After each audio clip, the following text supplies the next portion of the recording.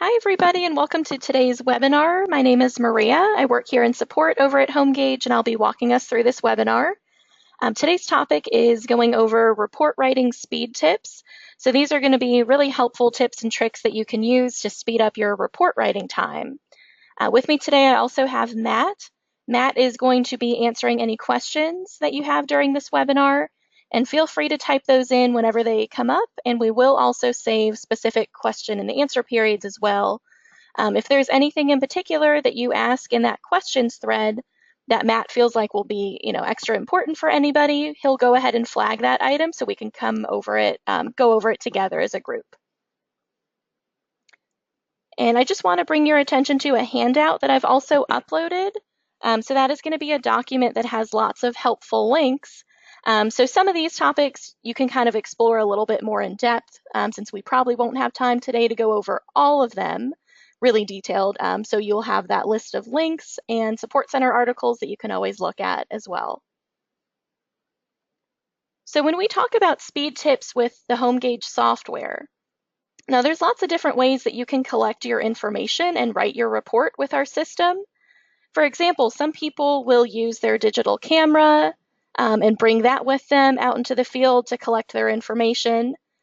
You might also consider bringing your laptop with you to collect the information and fill out your comments as you go. Some people also might be using a Surface Pro, and the Surface Pro is a little bit different because that will have the full software on it, but you can still use that to collect your pictures and to place your comments. But probably the most quick and easy way to do your report writing is going to be with the HomeGauge Companion. So we're going to kind of just touch on that a little bit since the webinar is going to be focused mostly on the computer screen. I do have some slideshows that I just wanted to start with, just to kind of go over some things on the Companion. So if you've never used the HomeGauge Companion before, this is what your home screen will look like. Now bear in mind that this is taken from an Android device, so if you're using an iOS device, it might look a little bit different. The Android device is definitely our preferred operating system and has the updated features that just came out. So if you're using iOS, just keep in mind it might look a little bit different, but that should be updated pretty soon here in the future as well. So right when you open up the HomeGauge app on your device, you're going to see this main window. And right away you can see we've got some easy buttons that we can access. We've got a point where you can open a report. You can download online appointments that you might have started on the dashboard, and you can retrieve a report from the cloud. This section right here is just your template section. So this should look pretty similar to what it normally looks like in the software. This is where you can begin to enter in your customer information, your report information like the report ID, any miscellaneous information, for example, like your invoice items might be in there. And you can also go ahead and select your report template. This next screen right here is your main menu button. And if I go back a screen, just so you can see, this is accessed by clicking on those three little dots that are in this upper corner. So once you click on those three dots, you'll see your main menu right here. This is where you can start a new report. You can open an existing report that you have already started. You can also go to HomeGauge Services, and that connects to all of the cloud features. So if you're looking to send a report to the cloud or retrieve a report from the cloud, that's where you would go. And then you also have some more general settings under this More tab. Going to the next screen, this is just showing you what it looks like when you click on the Customer Information tab. This is where you would be collecting things like their name, their current address, and their email address. So in the HomeGauge system, the basic requirements that we have when you're setting up either a customer or a realtor is going to be that you'll need their first and last name as well as their email address. And that's how you create a username for them in the system.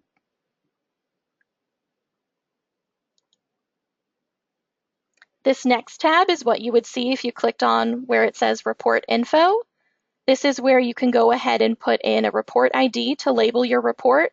And we always suggest that you make your report ID something specific. If you leave it blank, the system will automatically start to number it for you, and that can make it a little bit tricky when you try to go back and find a report. So we tend to recommend that you make your report ID some format of either the customer's name and the address, or the address and the date of the inspection. So right here is where we would be entering in that information as well as the property information. This next tab right here is what would show up after you've selected your template. So for example, I've just chosen our system's residential template. That's our most popular one. And you'll see that when I've selected my template, now we have our list of components that pops out over to the side. If you click on where it actually says components, right from here, you'll actually have a lot of different options as well. So this is very similar to what it would look like in the software, but just keep in mind that on Companion, you can do things like add duplicate items or remove duplicates or change the order of those duplicate items. So for example, if you went to the property and you just found out that they actually have 2 garages, you could highlight where it says garage and then click on duplicate. It's going to give you suggestions. So you could use things like main garage or detached garage, and then have a different section for each of those. Moving on to our next slide, this is what you will see once you actually click on a component. So in this example, I've just clicked on roof, and then we have our different inspection items that go along with that category. So just by doing a quick tap, you can go ahead and select things to be inspected or not inspected, not present, repair, replace, or exclude. So those are going to be the same column headers that normally pull in from your template. When you decide to add a comment for these items, you're going to click on the arrow that's pointing to the right, and that will take you to a screen that looks like this. When you're ready to add your comment, you're going to simply click on this white space right here, and that will open up your list of auto comments. So everything that you have included in that template is going to show up for you. When you go to add your comment, you also have a spot down here where you can add in pictures and videos. The first icon that you see, which is the camera icon that has kind of like a 0 over it, that's just to take one particular picture. If you start to include multiple pictures, you might want to consider using this icon here, and that's the camera that has an eye above it, and that's just going to itemize your comments and your pictures. So if you start to use multiple pictures and you want to specify which picture goes with which comment, that would be your best option right here. And then you do have those same choices for video as well. So this first video icon right here is just to take a single video, or to add on additional videos for the same item. And then the video icon with the eye is to itemize it. You also have a film strip icon right here. This will just quickly take you to any of the pictures that you've already included in this report.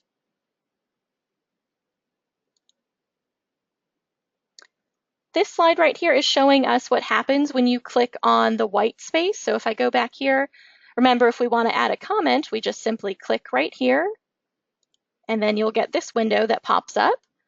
So you can choose to add an auto comment, and that just pulls in straight from your template library. You can also edit an existing comment that might already be there. Or a great feature that you can take advantage on the Companion is to edit the comment and speak. So this will pick up on your device's built-in microphone. So you can just click on this option right here, speak your comment into your device, and then it will automatically type that out for you. So that's a great shortcut to take advantage of. You also have the option to replace smart text as well. And we'll get into smart text a little bit later once we're looking at the software. But just keep in mind, if you take the time to set up your smart text in the software, you'll still be able to use that on the Companion as well.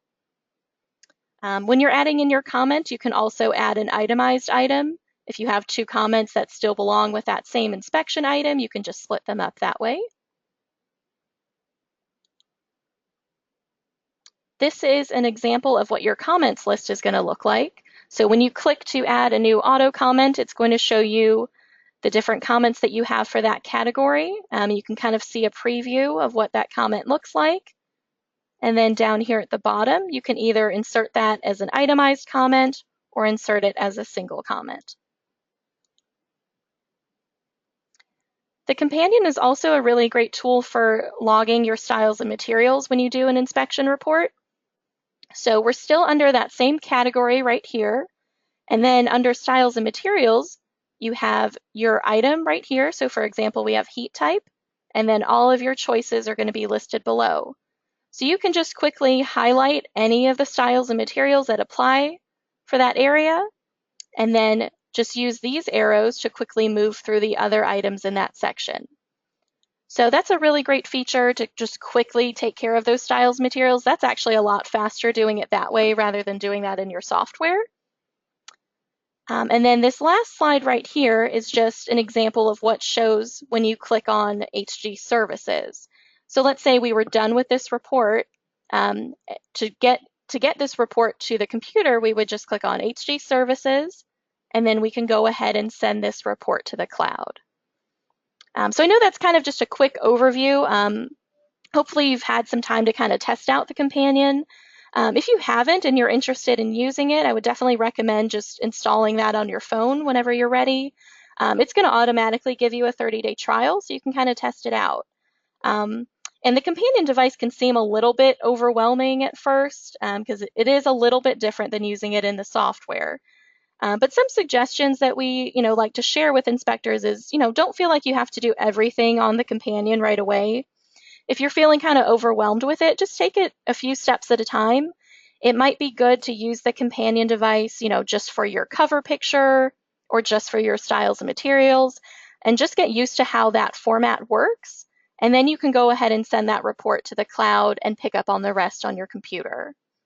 So that's just a quick overview of how the companion device works. It's really a great time saver. If you're, actively using the companion device, you can have most of your report done while you're out in the field, and then you kind of just send that back to your computer just to look everything over and send it out. So we're going to take a quick break just for any questions. If you have any questions that are specific to using the companion device or any of the slides that I've just shown you, feel free to type those in.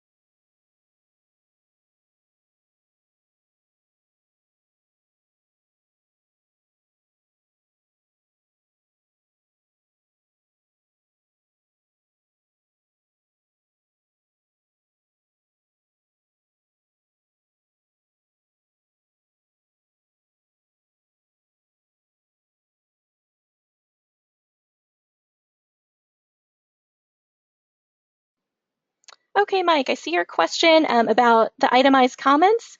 Yes, I'm going to go ahead and explain that a little bit more. If you'll take a look at my screen, I'm just going to show you on the software. Just keep in mind it works the same way on the companion device. So for this example, I'm just going to open up a template. And let's say we're going to go under our roofing section right here under roof coverings. Let's say I want to go to my auto comment list and put in one of my comments that's already in this library. I'm just going to select one. And you'll see down here at the bottom, I have two choices. I can insert it as one comment, or I can insert it as an itemized comment. I'm going to go ahead and just insert it as one, just so you can see how that setup looks. So I'll insert this one. And let's say, I'm going through my inspection and I find out, I actually have another comment that I want to use for roof coverings, but I don't really want it to go right under this same comment that I already have. So in that case, I would itemize them. It's still going to be listed under roof coverings, but it's going to kind of break them apart into two different tabs. So for that, we're going to click on our magic wand again. Let's say I also want to include this comment here about roof shingle cracks, but this time I'm going to insert that as an itemized comment. So you'll see when I do that, it created a separate tab. So we've got our first comment here, and then our second comment right next to it. So this is just a great tip that you can, start to practice if you have lots of different comments that apply to the same area. I would definitely recommend splitting them up like that, especially if you have lots of pictures. Sometimes if you're building a report and you have lots of different pictures and just one or two comments, it can be hard to tell which comment was intended for which picture. So that's just a good way to break them up.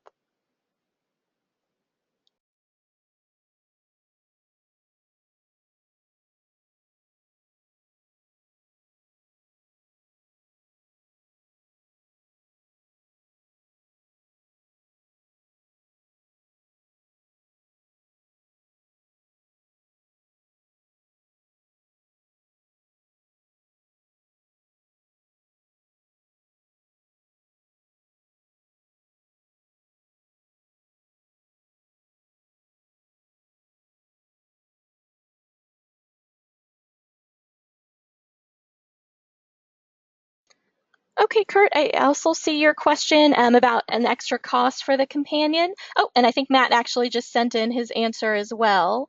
But the companion, it kind of depends on which package you have with us. So it is a free app that you can download and definitely test it out. If you have a subscription with us, that automatically comes with a companion license. If you have just a purchase license on its own, then it might be an additional cost for that. So if you're a single inspector, that companion license would be $199 as a one-time fee. If you're in a multi-inspector firm or if you already have one and then you want an additional license, it's $99 for that second one. So I hope that kind of clears that up.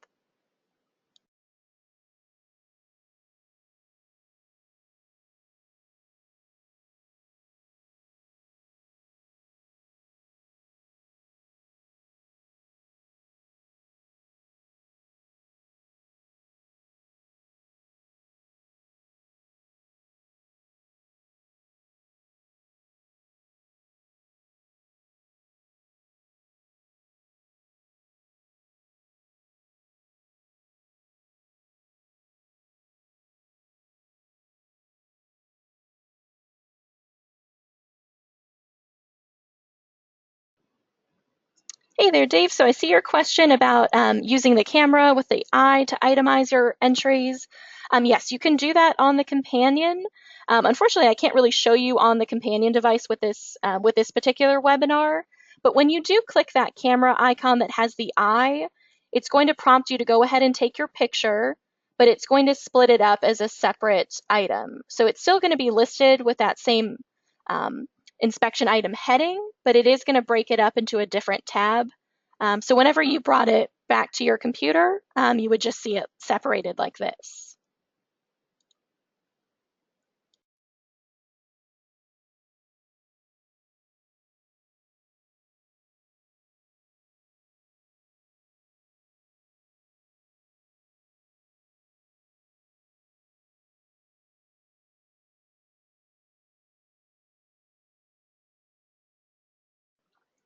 Okay, so Matt is busy answering that last question for you, Mike. But yes, the short answer is you could really do it either way, but he's going to explain that a little bit more. You can really take your picture, right as you get to that area, or you could put in your comment first. That's up to you. So for this next portion, we're going to move over to the software itself. So I'm going to go ahead and just close myself out of this just to kind of get us back to the very beginning here. So let's just say that we had finished a report using the companion device, and now we're ready to send that to the computer. So remember, on your companion device, you're going to be going to that menu item and then going to HG Services to send that to the cloud. It will give you confirmation that that report has been delivered. And then afterwards, we're going to come up here to HG Services. So it's the same heading on both of them. Just try to remember that HG Services is always going to be related to the cloud. So I'm going to go under HG Services and then click on Get Report from Cloud. It's always going to remind you that you need to close an existing report. Even as you can tell, I don't have one open. It's still going to give you that reminder. So I'll just click on Yes.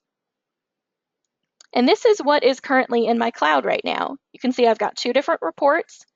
The difference between these two is that you can see that the top one is coming from the companion device, so that means I sent it over from there. And then this bottom one is one that started from the software. So since we're talking about the companion, I'm going to go ahead and select this top one right here, and then click on Download.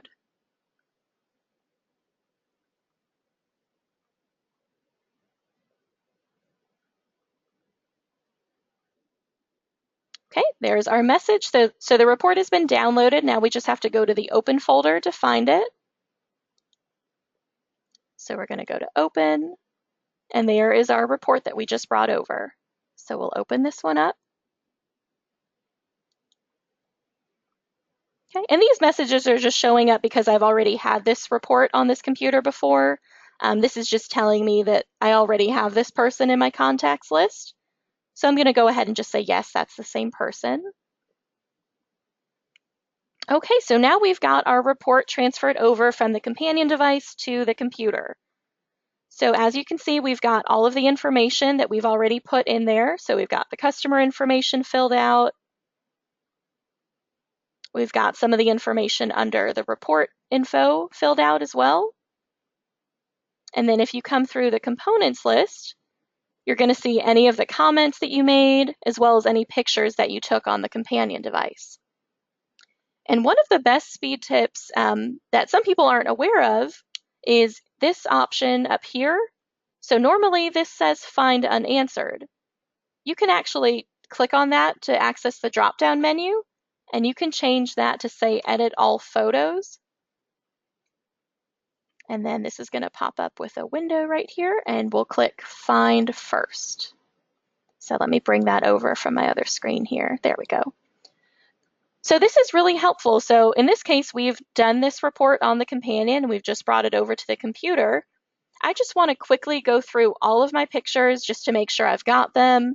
And also, to add any edits that we can do over here on the left-hand side.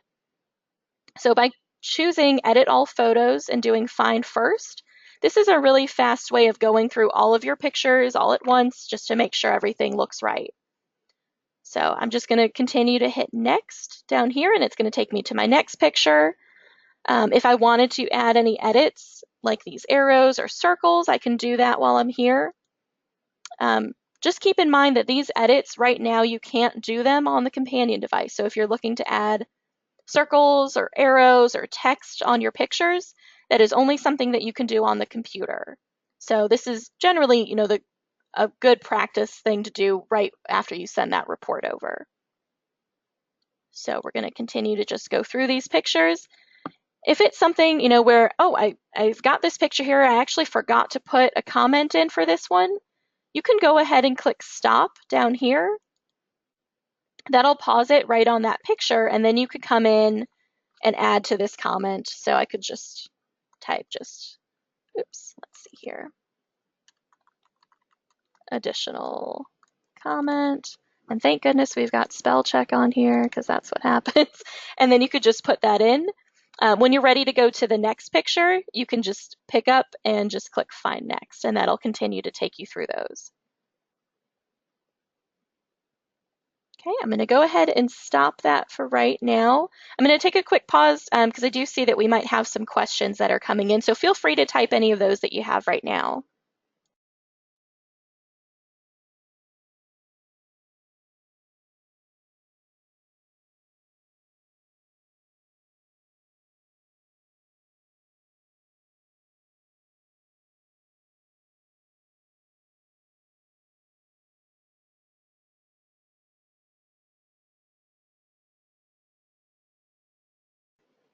Okay, Wade, Matt is typing an answer right now, but we are going to actually get into downloading appointments and all of that a little bit later. But the short answer is that no, on the companion device, you can't actually attach the agreement and send the emails. That part does have to be done from the software and from the dashboard. But if you're using the online appointments manager on the dashboard, you can go ahead and set up the appointment, put in your services, and attach your agreement from there, and then send it out to your customer. If you are using that appointment feature, you can then download the appointment into the software or the companion device, and that'll just carry the information into it.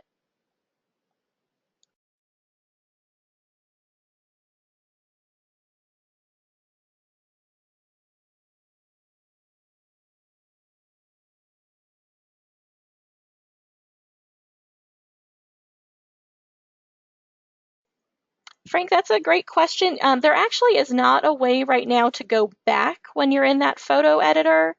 So you can really only continue to go forward or you can stop it.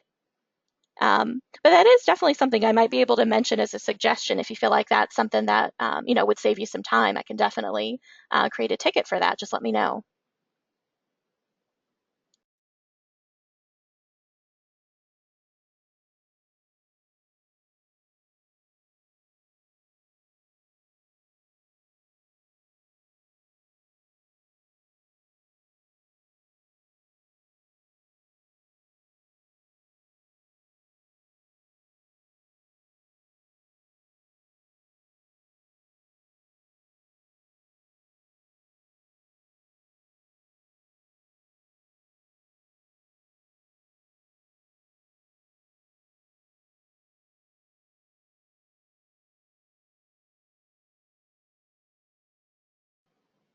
Okay, perfect, Frank. I'm going to go ahead and just flag your item in here, just so we can make sure to bring that up, and I'll send in that ticket as soon as we get done with the webinar.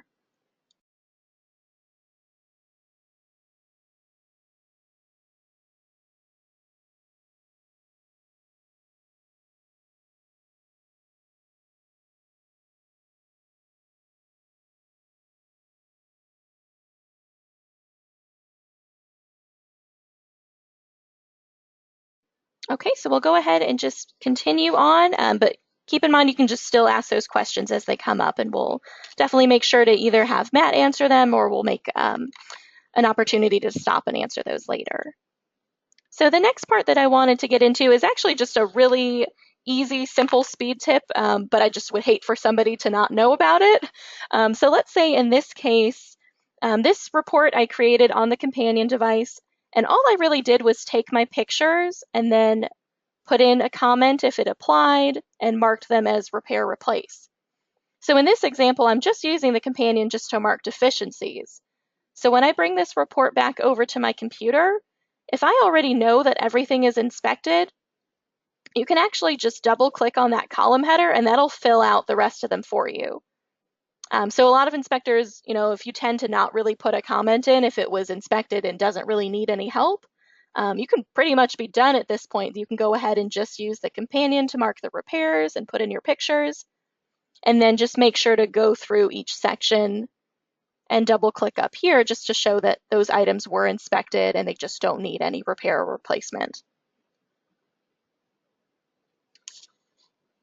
So if everybody is still doing well with kind of what we've gone over so far, the next section that I wanted to get into was creating a reinspection report. And this is a feature that I feel like a lot of people are actually using more and more often, it seems like. So reinspections might happen, if either with that same customer or with a new customer that you get later on. So since you've already done that original report, we definitely don't want you to have to spend all the time in creating that report over again. So what you can do in the HomeGauge software is actually create a reinspection from that original report. So to do that, I'm going to click on my Open folder in the left-hand corner. And for this example, let's just take a look at this sample one. And this is actually one that you guys all have in your software. It just comes when you download the program. So let's say this is my original report, and now I've gotten a call to do a reinspection. I'm actually going to highlight this report name and then go to the gear icon right here. Once you click on that, you'll see an option that says Create Reinspection from Selected Report. I'm going to go ahead and click on that. This pop-up here is just explaining what this is going to do. This is going to create a copy of that original report. it's going to exclude everything except the summary items. So only the items that were in the summary from the original are going to show up on this report. It's also going to put a flag next to the items that were in the summary that you need to go back to. And it's also giving you a reminder right here just to change the date and time and the customer information. So we'll go ahead and say yes to that, and I'll show you what that does. Okay, so reinspection report saved. It's going to pop that reinspection report up here at the top. And you can kind of see the difference between them just by looking at the date. But also, if you take a look down here where this normally has your report ID right here, you'll see this is a report ID that we've typed in and named ourselves. And this one at the top is actually a report ID that the software made. So it's just that 0003 where it's just automatically numbering them. So we know this is the reinspection. We're going to go ahead and open this one up. And you'll see right away this report looks pretty different. So when we're looking at our components over here on the left, we have some items that are grayed out and have an X on them, and that just means they're excluded. So in this original version of this report, this item right here, for example, garage, there wasn't anything wrong with it. There was nothing that was marked to be repaired or replaced, so it's not something that we necessarily need to revisit. If, in the time since you've done that original inspection, if there is something that's changed, you can still bring these items back in just by going to your components list right here and then unexcluding it. That will open that item back up. So if you need to make a new comment in that area, now you can see we have access to that. So let's go back to some of the items that were in the summary from before, and you'll see we've got these flags right here. And the flags only correspond to the items that were marked as repair replace in the first report. So kind of like what we were doing before with this drop down to edit our photos, we can actually change this and have it say find flagged, and then click on find first. That's going to take us through every item that has a flag next to it. So this is the first one that it's taken us to. And you could either come in here and remove the original comment if you wanted and add your new comment, or you can actually click on this gear icon right here, and we have a pass and a fail stamp that you can insert as well. So if we've gone back to the roof coverings and this time we've decided that everything looks great and we're going to pass that item, you can click on that. And I don't have anything set up right now, so that's why it just says reinspected and the date. But you can set up your own pass and fail comments in there as well. And then we would just come up here, we've got it set to find flagged, and then we could just do find next. And this is just going to take you through everything in the report that has a flag next to it. The other important thing to note when doing a reinspection is that you might have to go back and change some of the customer information or the report information. So up here under customer, if it is somebody different that you're doing the reinspection for, you can come up here to add a new customer, put in all of their information, and then you would just want to come back here to the first one and delete that. Some other things that you might need to change when you do a reinspection are things that are under report info. So you will want to change this report ID. That's really important. If you left the report ID the same, when you go to upload this reinspection report, it's going to connect with that first report that you've already done. So if it's a different client, that might definitely throw some things off. So you want to make sure to change the report ID and also the date and start and stop time, because you'll see that kind of just picks up off of today's date.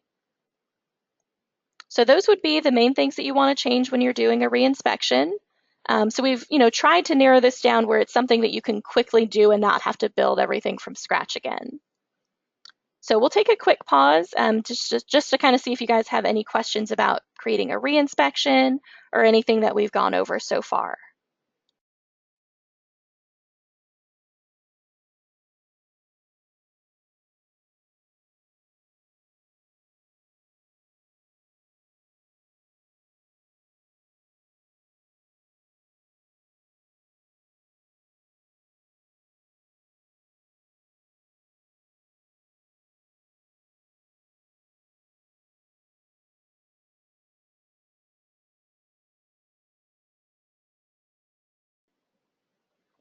Okay, Reese, I just want to make sure that I'm following along. If you're talking about editing the pass-fail comment from this gear icon right here, if when you click on insert pass or insert fail, if it doesn't have anything connected to it, you can actually come right here where it says edit completion stamp. And then it's going to ask you which one do you want to modify, and we could say pass. And then here is where you could put in your comment. So you could really change any of this. Right now it just has reinspected and then the date, but you could take this out and type in whatever you'd like that to be. So I hope that helps.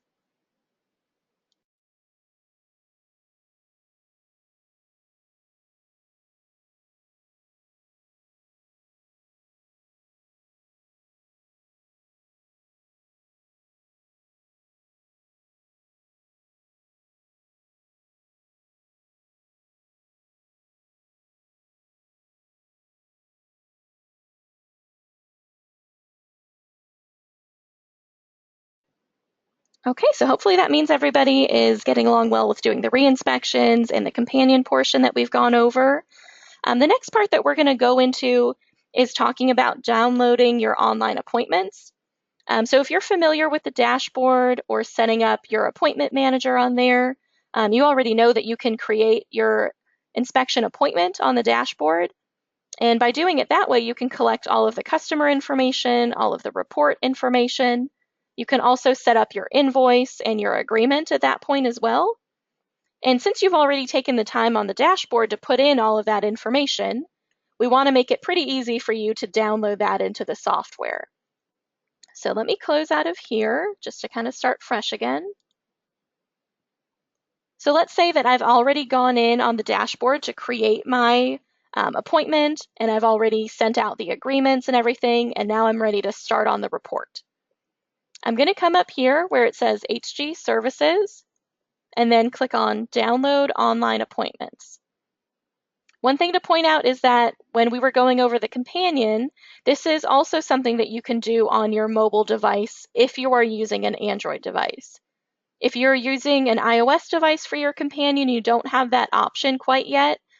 They are working right now to completely rewrite that app just to kind of give you all the same features. So if you're using iOS, just hang tight. You can always do it in your software. So we're under HG Services, Download Online Appointments. And you'll see this is my appointment that I've put in on the dashboard. Under status right here, this will tell you if you've already downloaded this appointment before, so you can tell that I have not. It's got the date of the inspection, the customer's name, the address, the city, and then the report ID. So I'm going to go ahead and select this one and then click on download. So that appointment's been downloaded just like before. I'm going to click on OK and then come to my list of open reports here. And here is my test appointment. So I'll open this one up. And this is super helpful because we've already put in all of the information on the dashboard. This just brings it into the software so we can start the report. So you'll see that when I click on customer, it's already got all of our customer information in here. We have their name, their email address, their username, fantastic customer. If we click on report info, it's also going to show you the report ID that was created for that appointment, as well as the date and the start and stop time for that. If you decided to add in your realtor with that appointment as well, they'll show up down here. So this just carries over all of that information, saves you some time from typing that in. And now we can actually go ahead and either select our template, or we could go ahead and send this to the cloud. I'm going to go ahead and select our template first, just to show you some other templates that we have available for you. If you've been using the software for a little while, you might have, mainly stick to this residential category right here. This is where we have that systems residential template. That's our most popular one. If you have recently downloaded the software or kept up with your updates, you will see another category at the top that says advanced users. So these ones are definitely not recommended for people that are brand new to the software, just because it might, lead you to maybe overlook some things. But if you already feel pretty familiar with the software and you're looking for things to speed up your report writing time, it's definitely something to take a look at. So I'm going to click on Advanced Users, and let's go to the Systems to Summary template. And once we have this open, you'll kind of see right away that it is going to look pretty different. So if I click on Roofing, right as you're looking up here, you'll probably notice that we don't really have column headers in this template. The only column header that you're going to see with these fast templates is a column header that just says Exclude. So by default, it's just assuming everything was inspected. So each of these items, so roof coverings, it automatically says inspected, and it's going to be like that throughout this entire report. So that can definitely save you some time from typing, but that's just why we say, if you're a beginner, if you're brand new to home inspecting, we probably would not recommend this one, just because you might accidentally say something was just inspected. So you're probably wondering, if it was inspected and it actually needs to be repaired, what am I going to do since I don't have a column header? What you can actually do is clear out where it says inspected. So you could either highlight and delete that, or you can click this red eraser right here and that'll get rid of that. And then we could add in our comment. And there's two ways that you can add in comments. So you might be familiar with going to this magic wand icon right here and selecting your comment. There is actually a shortcut where you can double click on the inspection item and that'll bring up your list of comments too. So just something quick to point out here. So let's say the gutters are not intact. So we'll insert that as our comment. Since we don't have a repair replace column up here, we are going to want to specify where this comment is going to go. So these fast templates have multiple summaries set up. So down here, you'll see that there's a general summary, an electrical, a plumbing, and an HVAC summary. So whenever you do put in a comment of something that needs to be repaired, you just want to make sure to check off the corresponding summary that goes along with it.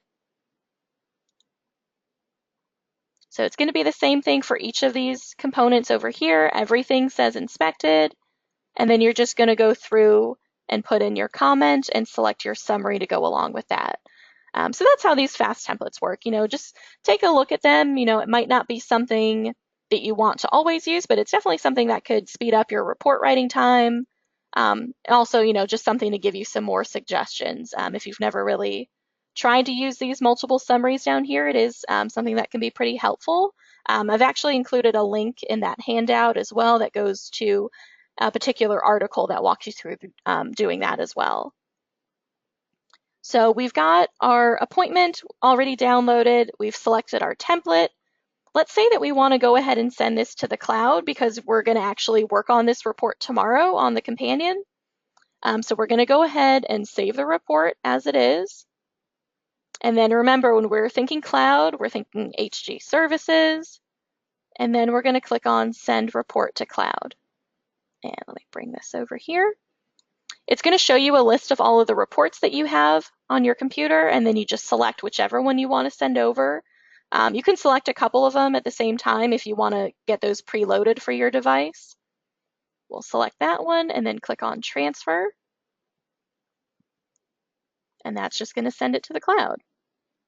So the upload is complete. All you would need to do now is go on your companion device, go to HG Services again, and then click on Get Report from Cloud. That's going to download the same one that we just brought over. So we'll take another quick break just to see how everybody's doing, and we'll be back in just a second.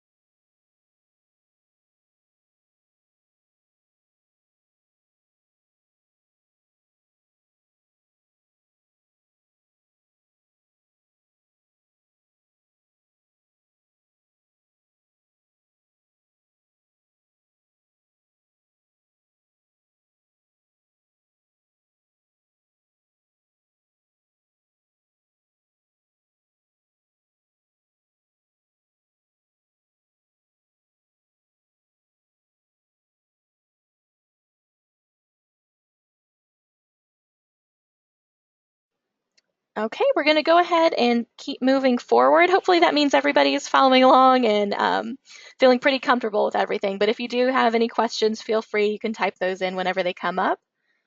The next thing that we're going to go over is speed tips that are related to the photo panel.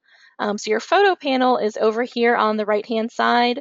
Right now you can see I've got it set to show my contacts list, but I'm going to go ahead and switch this over to my picture panel right here. I've already got some photos preloaded in here, but if you didn't have any pictures, you would come to this file folder right here. And this is where you can just select where you have those pictures stored. So this is, pretty similar to using your File Explorer on your computer. And then you can just select the folder that you want it to pull from, and it's going to load everything on this right-hand side. And over here, we've got some shortcuts that we can take that might help you with your report writing time. So you might already be pretty familiar with selecting a picture and then clicking and dragging that over to the gray box to insert it. That's definitely one option. You can also do the same thing but add multiple pictures at the same time. So you can click on several pictures and you see that I've selected them and it's got a red box going around it. And then if you look up here, I've got some choices. So the first plus sign, just the single plus sign, that's going to insert the selected pictures. So everything that I've highlighted, that's just going to go ahead and select them. And it's still going to bring up the editor so you can go through and see if you need to make any edits to these pictures, or if you want to add any arrows or circles, you can do that. And then I'm just going to click on a different section. You can also do that same thing but not have the editor show up. So if you've already gone through your pictures or you don't really need to make any edits to them, you can select them and then use this double plus sign here. And that's just going to instantly put in all of those pictures and not have you go through that editing process. So if you're already pretty comfortable with how those pictures look, you can go ahead and just pop them in like that. We've also got some other features up here that I just wanted to point out. So we just went over selecting multiple pictures. You also have this option here where you can either show all of the pictures that are in your film strip, or you can hide the ones that you've already used. So if I scroll up a little bit here, you'll see that automatically it reminds me that I've used these pictures already and they're kind of grayed out. If you want to start to whittle down this list so you don't see those pictures, you can click on the eye that has the line through it, and that's just going to hide all those pictures. That way you can quickly just see, how many pictures you have left just to make sure that you've used everything. And then you can always toggle that back and forth if you want to, be reminded of which ones you've already put in. The next icons that we have over here deal with selecting all of the pictures or unselecting them. So I'm going to go ahead and just clear that selection. If you did click on this box right here, you'll see that selects everything that's in your film strip right now. So this could be helpful, probably not so much for putting this into a comment. I doubt you would have a comment that needs all of your pictures, but you could. This could be helpful for adding items to your photo locker.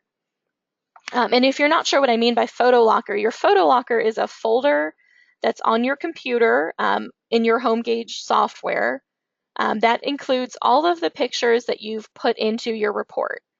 So these pictures that I've already added into the report, these are automatically in the photo locker. And that's actually why you see this little green box right here with a check mark. That means that that picture is in your photo locker just because you've put it in your report. Something that you can do, just as a safety measure or just, as a helpful tip is you can click on any pictures that are in your film strip and add them to the photo locker. So we would just highlight any of those pictures and then click on this icon here that has the little photo locker with the plus sign. That's going to add them to your photo locker. And that could be something useful if you just want to take backup pictures and have them saved on your computer. That's a good way to do it. So they'll still be in your photo locker, but they won't necessarily be in your report. So that's just a great way to save some additional pictures. This option right here, or this window rather, that popped up is just saying that you can't put video clips into your photo locker. So something just to keep in mind. Your photo locker is just for photos. The videos that you put into your report, you will see them in your report folder, but they're just stored separately apart from your photo locker. And just as you have the option to include them in the photo locker, you can also remove them as well. So, maybe if they're duplicated in the photo locker or you decide that you don't really need that picture, you can always select those items and then click on the photo locker with the minus sign above it, and that will clear out that selection. We've also got some options up here. So this is where you select your folder that you want your film strip to pull from. We also have an icon up here where you can refresh anything that's on here. And then this button right here is going to be our main options window. This can be something that can be helpful because you can actually narrow down your pictures that are coming from a folder. So if you normally have all of your pictures go to the same folder all of the time, you probably don't want to see hundreds of pictures over here on the right-hand side. You can actually select it to just show pictures from today's date or from a specific date range if you want to do it that way. So just another way to kind of give you some more options on there. You can also change if the pictures are going to be displayed by order of the date or the file name or the picture date, and also some things where you can control how often it refreshes that folder and how these pictures are displayed here. So if you want to see the file name or the display name, you can select any of these and that will update on this right-hand side. And just while we're on the topic of photos and editing those photos, I do want to talk just briefly about the photo editor that we have. So let me go ahead and add in another picture right here. And this photo editor is where, we added those arrows and circles from before. But we do have some settings right here in the right-hand corner. So if you click on Edit Default Settings, it's going to pop up with another window that just gives you some more options. So automatically with the software, your default pictures are going to be set to a medium size. So this right here is saying default finding picture width. That just means these pictures here. When you go to click and drag them into the software, they'll automatically adjust to a medium size. And that's generally where you would want to leave it, because if you are using an HTML report, hopefully, that just allows your customer to click on those images and expand them. So you don't really need them to be too large in the report. But it's up to you. It's your report. If you would like them to be smaller or larger than that, you can change your default settings from here. You can see the default cover picture width is set to be a little bit larger, just because that's going to be at the very beginning of your report, but you can modify that as well as your overview pictures. So right up here next to that Styles and Materials tab, we have that overview section. If you tend to use that overview section for additional pictures or anything, you can also adjust their size here. So some people like to include additional pictures in the overview, maybe pictures that don't really show anything wrong, but you just want to have them as evidence that you inspected that area. You could put them into the overview and maybe make them a little bit smaller so they don't stand out quite as much. And then you'll see in here, this is kind of our parameters that we have. So when you set them to small, medium, large, it always pulls from the width of the picture. So that's why it's always recommended to try to take your pictures in landscape mode if you can. If you take them in portrait, that's why you'll notice that they take up some more space on there. You also have some options that you can control for your arrows and for your circles and for your text. So, let's say I don't really like this red arrow and every time I click on it, I have to go in here and change the color. Well, you can go ahead and have that set up just as your default setting. So if you don't want that arrow to be red, you can click on this right here, change it to a different color, and that'll change it for everything going forward. And then if you scroll down, you see you can just do that same thing for the other shapes that we have. For adding lines or adding text, you can have your text automatically always be a particular font size or font color on there as well. All right, so I'm going to go ahead and close out of this and we'll pause for a little bit just to see if we have any questions.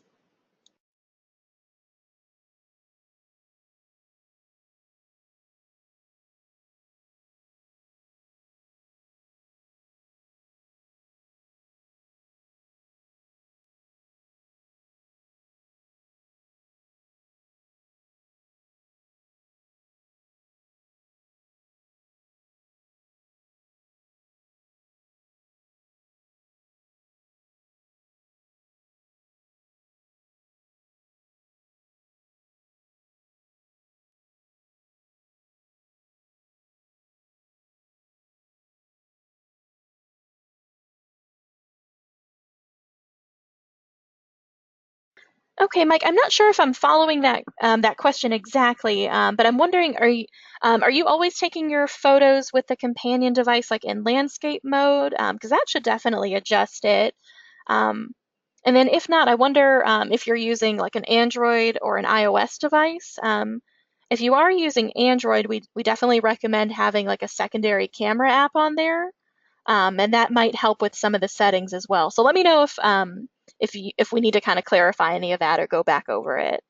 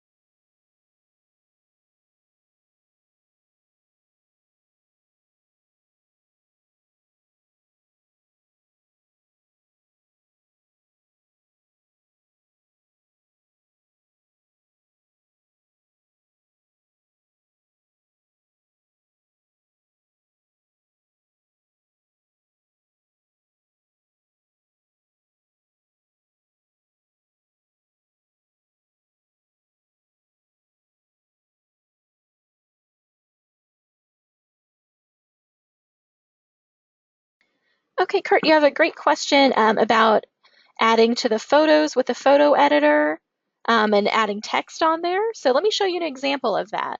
Let's go to a new section. Let's go under Interiors, Ceilings. There we go. We'll bring in this item here.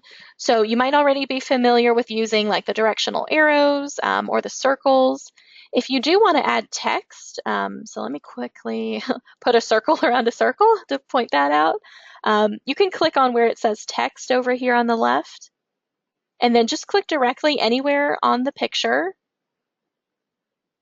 And then you can type in your comment. And right here is where you can change the font that it's pulling in or change the font size if you want that to be a little bit bigger. You can also change the text color. So we'll adjust that. And remember, this is where you could, really play around with this in the default settings if you want it to always be like this. But we'll click on OK. And then you can click on this and move it around really anywhere. And right now it is kind of set to fill, but you can really change any of these items as well if you want it to be a different color. So I hope that helps.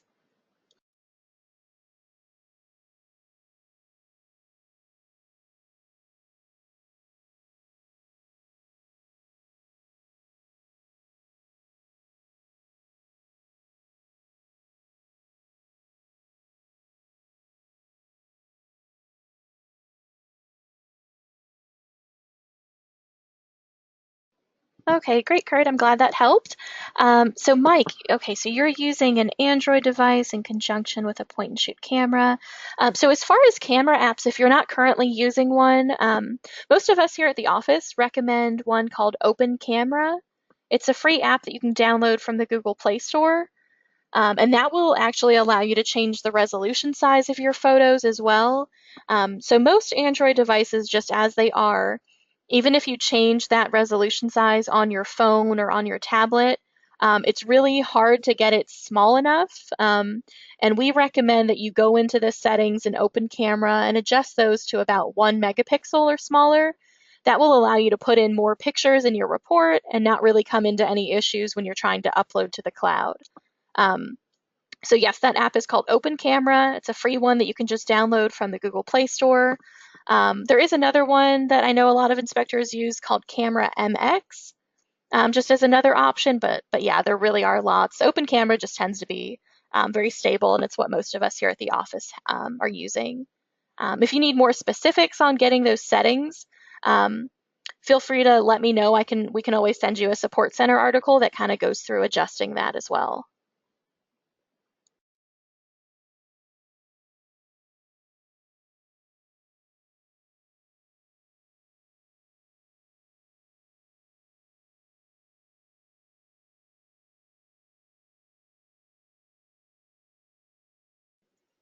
Okay, great. So the next section that we're going to move into is concerning making duplicate sections in your report.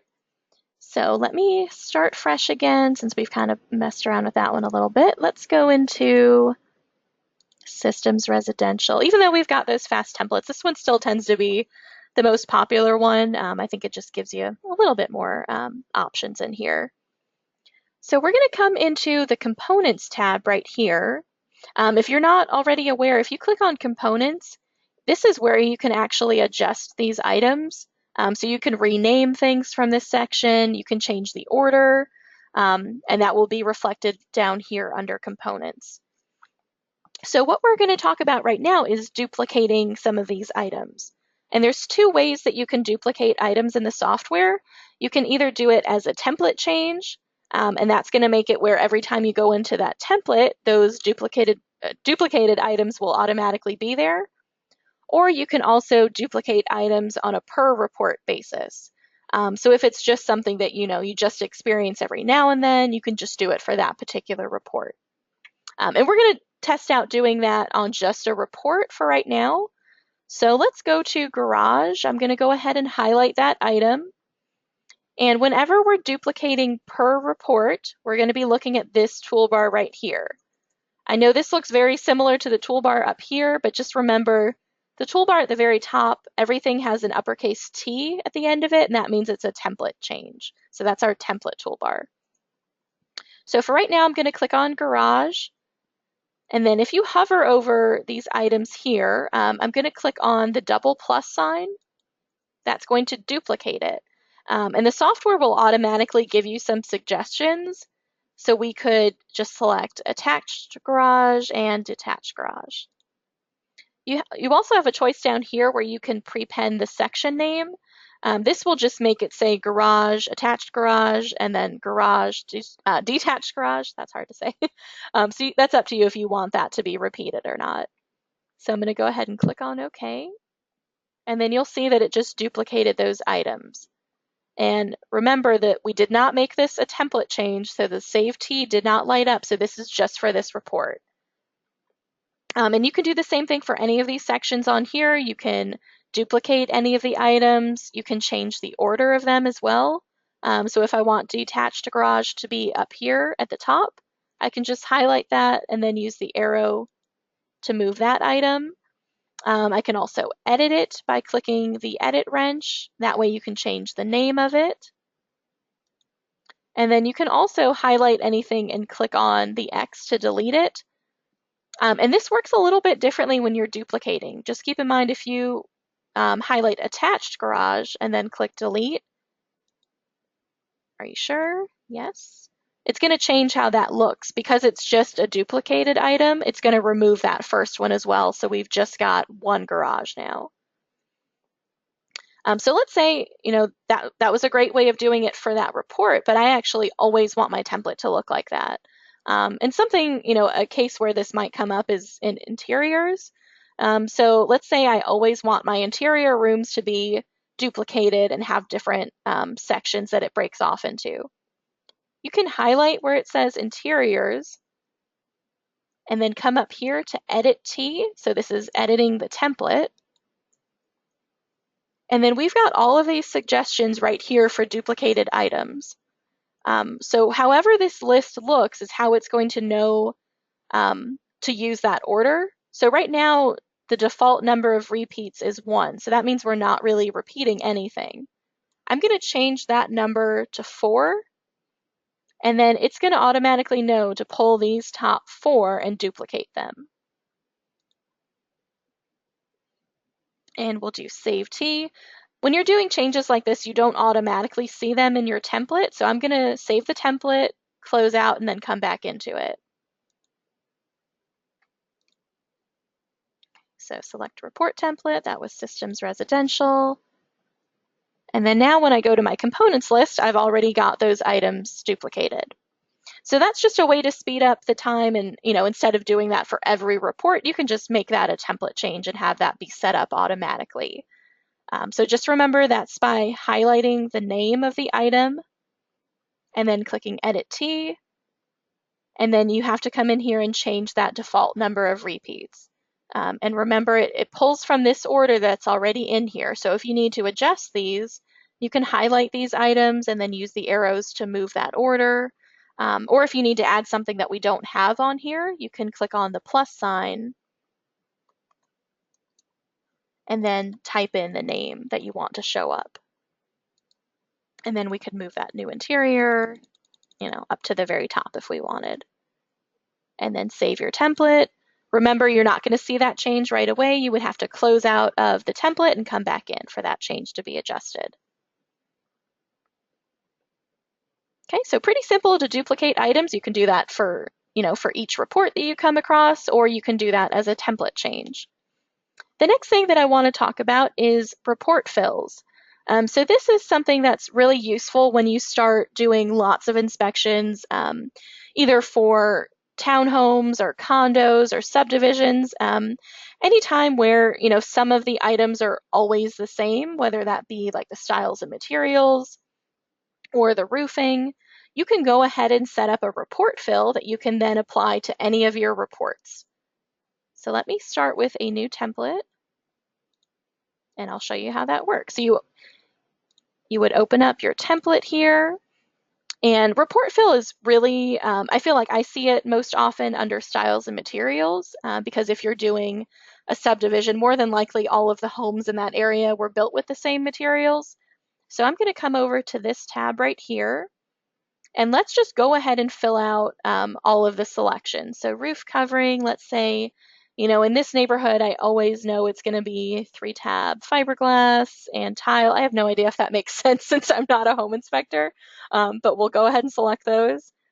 And let's say I know I'm always going to view the roof covering from the ground and with a ladder.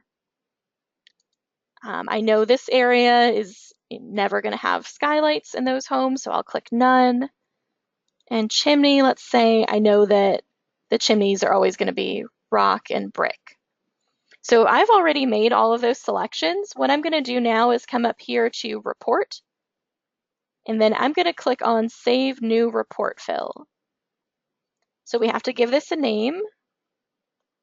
So let's say we'll call that Condo Fill.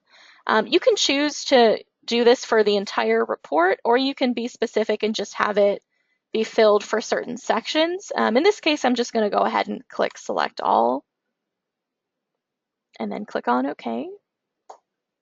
So that's going to save that report fill. Let me show you what that does. Let me close out of this template and come back into it. So if we go under roofing, we know this is another house in that same area. I don't want to have to type all of that in or select those items. I'm going to come up here to Report and then click on Apply Report Fill.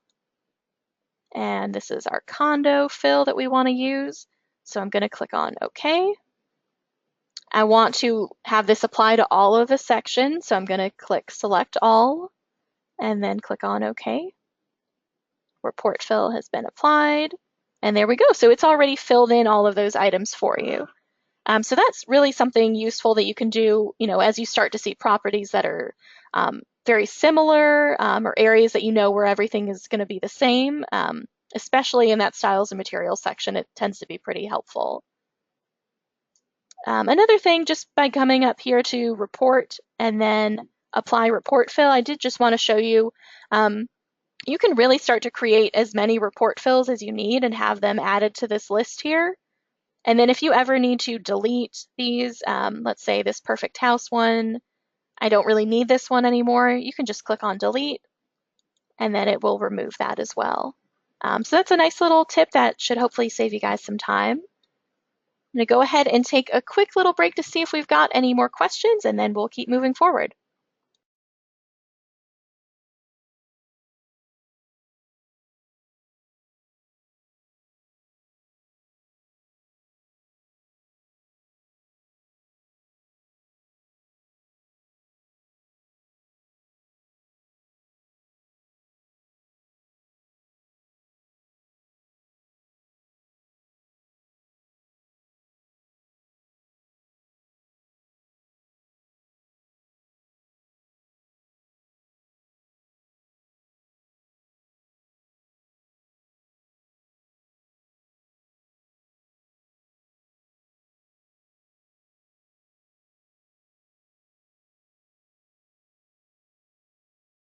Okay, everybody, we're going to just keep moving forward. I guess everybody is feeling pretty comfortable with everything so far. The next part that I'm going to go into is related to your auto comments. So let's go to a different section here. Let's go under exterior and go to our comments here. Remember, you can get to your list of auto comments either by clicking on the first magic wand here that says insert auto comment, or if you want to show off a little bit and be quicker, you can just double click on any of these items here and that brings up that same list. So something that I wanted to point out over here is the category filter. Right now, this particular section under exterior, under wall cladding, this is set to show you all of the comments that you have for this section. If you have been spending a lot of time tweaking your template and adding to this library, you might have a lot of comments in here. If you want to quickly just kind of sort through those, you can use this category filter. So we could narrow this down to EIFS right here, and then just see the comments that are related to that filter. And you can continue to do that same thing. And that's just a quicker way of seeing your comments, especially when your comment list starts to get pretty long. That's just a good way to quickly glance at those and insert those. You also have these 3 horizontal lines right here, and this will just kind of toggle how these comment previews look. So if you want it to be a little bit more condensed, you can have it just show the comment shortcut name and then part of the text here. Or if you feel like you really need to see exactly what it's talking about, you can click it again and it will expand that. So if you're pretty new and you haven't been using these category filters, it's definitely something to take advantage of. It's a great time saver, and you'll be able to use this on the companion as well, so you can quickly just see particular comments that you have for those categories. So if you would like to start using that category filter, you can actually start to rearrange them by going to your global list. This right here is the local list, and your local list is all of your comments for one particular area, so for this inspection item. Your global list you can access by clicking on this plus sign right here. And let me bring this over here. So this is your global list of comments. This is every single comment that you have for this template. So the global list is specific to each template. So each template has a different one, but it includes everything that's in that template. So you'll see you might have some things under uncategorized. When you go to add a new comment in the software, the last step is always asking you to put it into a category. If you ignore that part or just cancel out of it, you might have a lot of comments that are in here. So just something to take a look at. If you want to start rearranging any of these things, you can go into the main category that it lives under. So let's see here. Let's look for exterior here. So you could really come into any of these sections here. So let's say I have a comment that is normally under the category that says eaves, soffits, and fascia. You can click on any of these and actually just click and drag to move this into a different section. So we could move that into driveways. So that's something to just kind of take advantage of if you want to start reworking your global list and your local list a little bit. It's pretty simple. You might just be able to take some time and rearrange some of these, and that'll help you use the filters a little bit better. If you notice that you are maybe missing a section, you have something that that you would like to be a category, but you don't see it, you can click on this plus sign down here, and that's how you can add in a new category, and that will just add that to the list. And then if you need to rearrange any of this, you can click on edit and change the order of any of these two. So it's just something to point out. If you're not too familiar with the local list versus the global list, we do have a link included on that handout as well that kind of goes into that a little bit more in depth. So do we have any questions so far on either the category filters or the local list versus the global list? I'll pause for a little bit for that.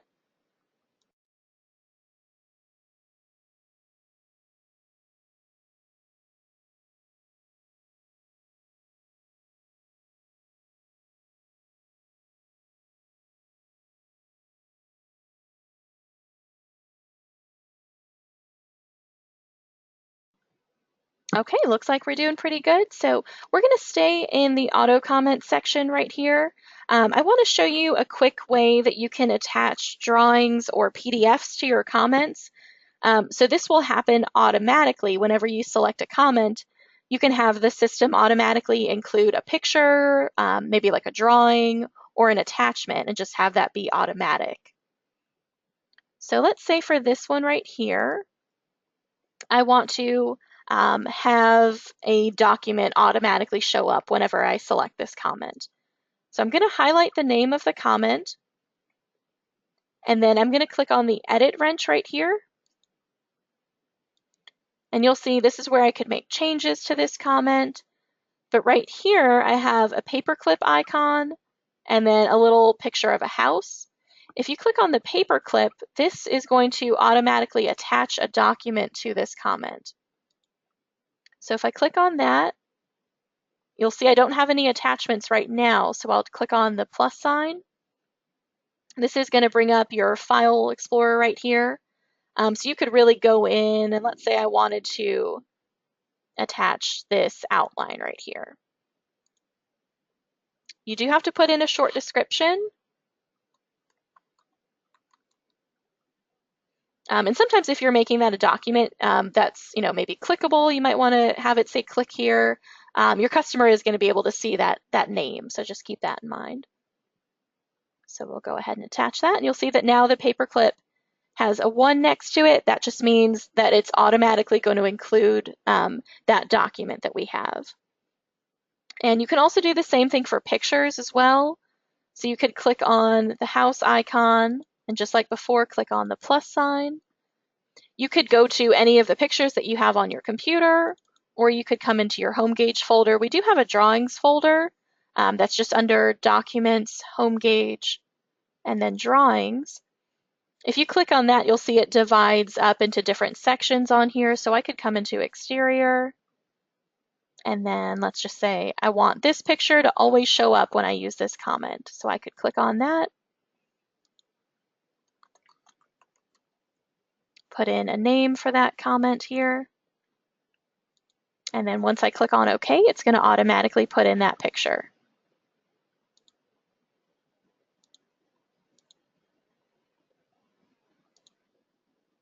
Oops, and we've got to select that here, and we'll insert that. So you see how it automatically just knows to bring in that picture. So that's just a quick little tip that you can do. If there's drawings that maybe go along with comments that you use a lot, definitely take some time and edit those comments to have them automatically show up for you. And remember, that is a template change since we're going in and modifying that comment, so you just want to make sure to click Save T afterwards.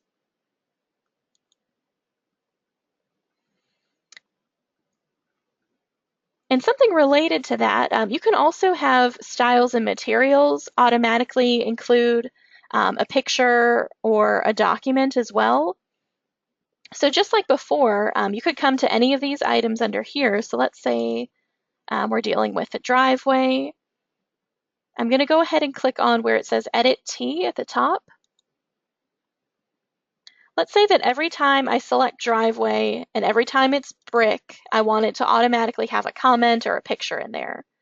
I'm going to highlight the style and material I want to tie it to, and then click on the edit wrench right here. And you'll see that you can modify the comment list right here. So we'll click on that. I don't have anything listed right here for this section, but remember, this plus sign takes you to your global list. So let's pick, this comment. Let's say I always want this comment to be here. We'll click on OK. And then this number right here is changed. So every time you select driveway with the condition of brick, it's going to automatically include that comment that we selected. So when I click on OK from here, you'll see that brick is highlighted. And this is just a safety feature in here that's kind of just telling you what's going on. So this is just saying that when you select this item right here, it's going to automatically put in that comment. So we'll click on brick. And then if you came back here, let's see where we put that one. And there's our comment that we have it tied to. So that's just also another way to save you some steps. If you have, comments that you just want to always show up, if you feel like, if you run into specific conditions every time there's a brick driveway, for example, you can automatically have it put in that comment for you so you don't have to worry about it. And then just make sure to save the template again. Okay, it looks like we do have some questions, so let me pause for a second and we can go over those.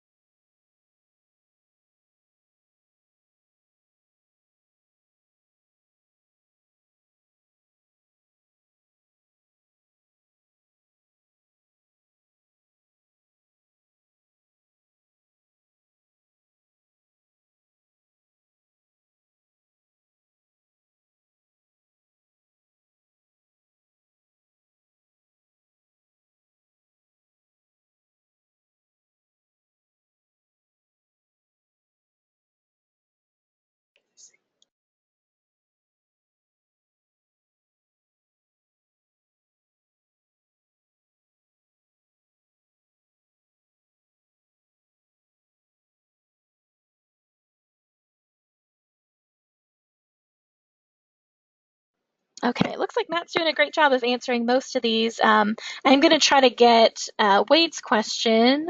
So the handout that I'm referring to, you should be able to see that in your webinar toolbar. There should be a little drop down that you can click on to get the handout. If you're still having trouble accessing that, just let me know. I'll make sure to add you to the list and I can email that to you once we're done.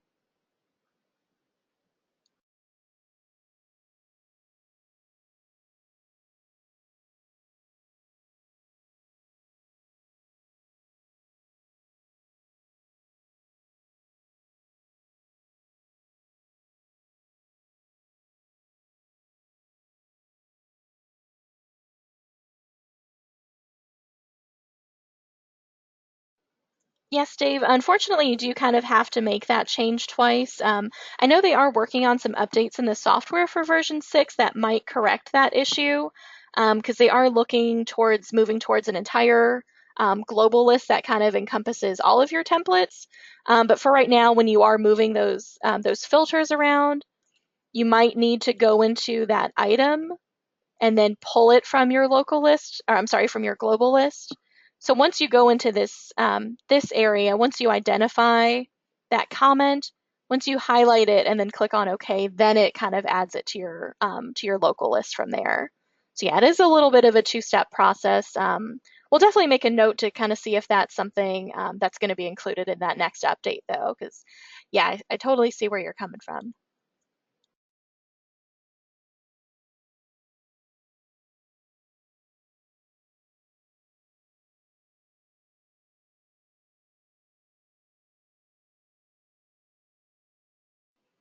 Sure thing, Wade. I'll go ahead and add you to the list so I can email that to you afterwards.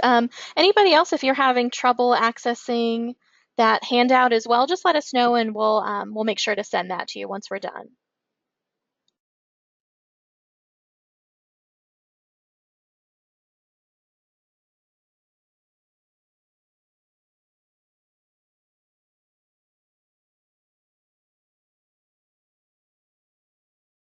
Okay, everybody, we are nearing the end here. So the last few little topics that I wanted to go over are related to smart text. So smart text can seem a little bit overwhelming at first, and you'll see this is actually an example of smart text right here. So anytime you see a comment that has an asterisk and then something like location or advise, it's usually in uppercase letters, that is an instance of smart text. And that's kind of a way to use your comments as kind of like fill in the blank. And that will just prevent you from having multiple instances of that same comment with just different variations. So let's insert this one just so we can kind of see how that works. So when I click on this, I've actually got this window that popped up right here. So you'll see we can kind of just read along with this comment here. So signs of fungi growth are present in several areas. And this is just asking us, okay, well, what's the location where that's happening? Because we don't want to have all these different comments with different places that it could be occurring. So we're going to say for this one, the location is in the hallway. So I'm just going to click on that. If there's multiple sections, you do have these connectors over here on the right-hand side. So you could say they're present in the hallway and in the bedroom. And then we'll click on Insert into Comment Below. And that just kind of fills in that comment for you.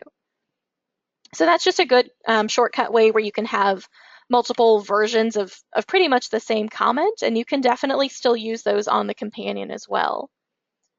You can also create your own smart text comment. So I'm just going to show you an example here. So let's go back under roofing here. And my example is not going to be related to home inspections just because you will quickly see that I am not a home inspector. So I'm just going to say, let's talk about the weather. The weather today is rainy. Now, it's always easiest to do your smart text sentence when you already have it filled out like this. So go ahead and just put in, one example of how that sentence would look, and then we'll create the smart text from here.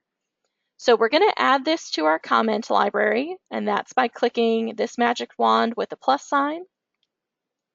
And we have to come up with a shortcut name for it.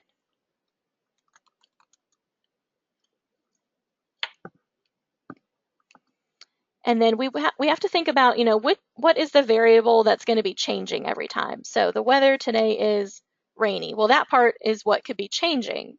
So we're going to highlight where it says rainy and then add in our smart text by clicking on this plus sign right here.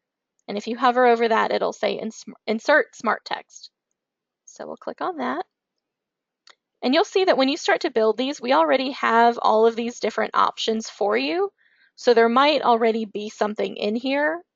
So if it's, something with the structure, you could see this is the smart text word, and then down here are all of the different options to kind of fill in that sentence.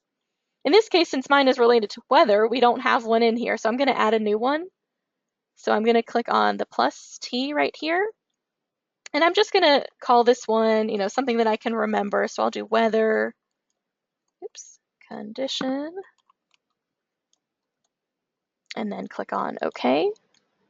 So there's our new smart text that we made. And now we have to think of all of the possible things that we could end that sentence with. So let's go ahead and do rainy since that was our first one here. And then anything that it could possibly be, we'll want to go through here and put all of those options in. And then we'll click on OK. And you'll see that that changed it to the smart text option right here. So it's always easiest to do this once you have, a good example of what that sentence might look like in one instance, and then you can kind of change it from there. So we'll click on OK. It's asking us to put that into a category filter. I'm going to put this in dishwasher just for a second, just so we can put that somewhere. But, if it was your real template, you'd want to make sure that's in the right category. And then let's go and add that comment so we can see how it works now. So that one should be down here at the bottom. Insert as one comment.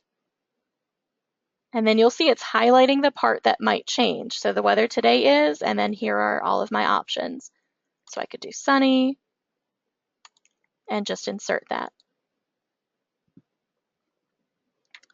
So kind of similarly to smart text, you can also have something called smart letter. So this works a little bit different. Let me save my template real quick. And let me show you an example using this same sentence right here. So let's say every time I say something about the weather, I have like a longer statement that I want to include. I'm going to come in here and click on the first magic wand to edit my item. So we'll edit this one here. And then I want to add in a new smart letter option. So I'll click on this plus sign here. We're going to add it to the list. So smart letter is really just a shortcut where you can just put just a single letter in here. Your comment or replacement in this case might be something that's a little bit longer. So I'm just going to put in this as my comment just for an example here.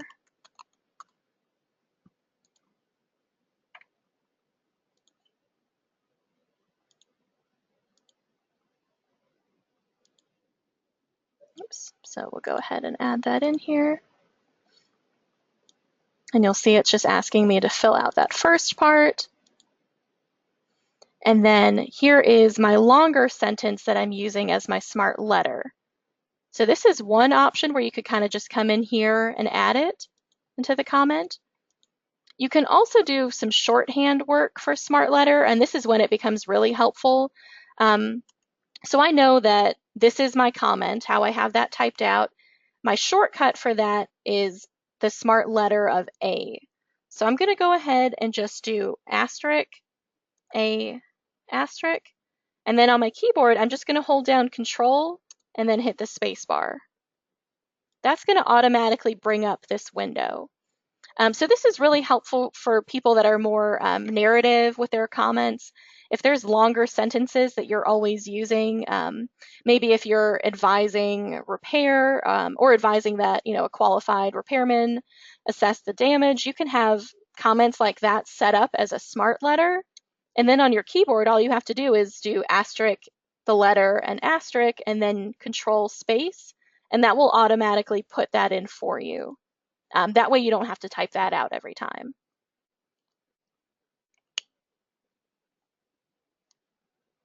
Something else that you can add is something called freeform. And this was actually an idea that we got from an inspector that came to one of our 3-day trainings. So freeform, kind of like how it sounds, it's going to allow you to just have the freedom to type in whatever you want to type in.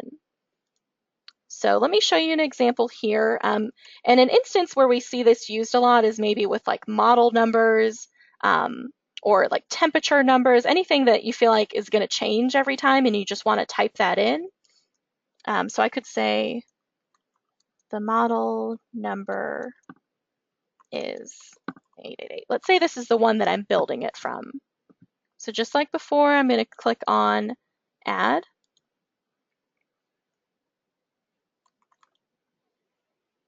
And this is the part that's going to be changing. So we're going to highlight that and click on the plus sign. And we need to add freeform to this list. So I'm going to click on the plus T and add that all uppercase, just add in freeform. Oops, and I've actually already got one in here. So let's see here. Let me see where we've got that one. Here it is.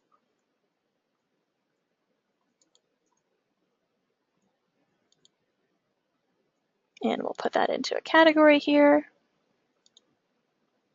And then when I go to use that comment, since it's got freeform built into it, I can insert it.